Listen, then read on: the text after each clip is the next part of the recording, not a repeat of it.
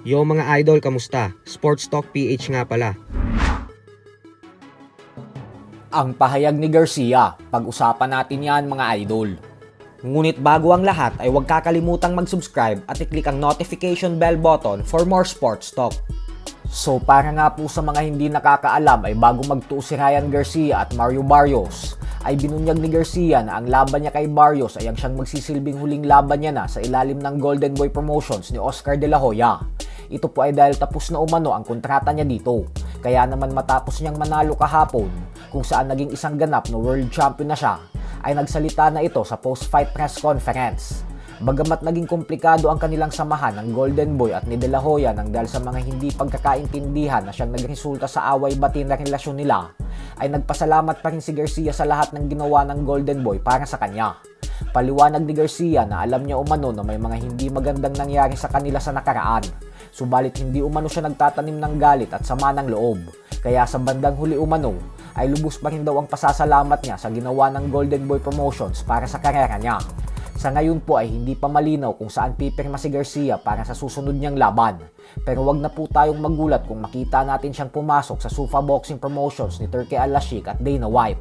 Lalo pat nagpahiwatig rin ng British boxing superstar Conor Benn matapos itong sabihin na lalabanan niya daw si Garcia sa katapusan ng taon na ito at nakukunin niya daw ang pinanghahawakan itong WBC Welterweight World Title belt. At syempre alam naman nating lahat na kakapirma lang din ni Benn sa Zuffa Boxing. Bukod dyan ay may potensyal rin na magtuos si Garcia at Shakur Stevenson. At dahil wala nang pakialam si Stevenson sa 4 na major world title belts at tanging daring magazine belt na lang ang gusto nito, ay ang siyang dahilan kung bakit mas lalong lumalakas ang posibilidad na sa Zuffa Boxing ang susunod na destinasyon ni Garcia. Lalo pat si Turki na ang may-ari ng daring magazine at tanging ang titulo lang na ito ang kinikilala ng Zuffa Boxing ngayon.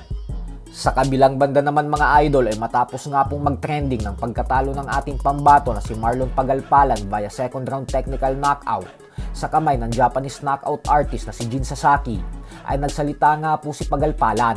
Sa video na inilabas ni Ray Orais ay sinabi nito na mukhang nadaya daw siya kasi hindi naman umano siya nasaktan o nahilo sa suntok ng hapon, pero agad daw hininto ng referee ang laban. Na masasabi ko lang, para tayong dinaya, hindi mo ako nahilo sa suntok eh. Bigla nang inawat, si referee, di man nagbilang. Hindi man ako hilo talaga eh. Balance lang, diretso lang sa... Oo, di ba? Wala mong... Di mo nasakta sa suntok.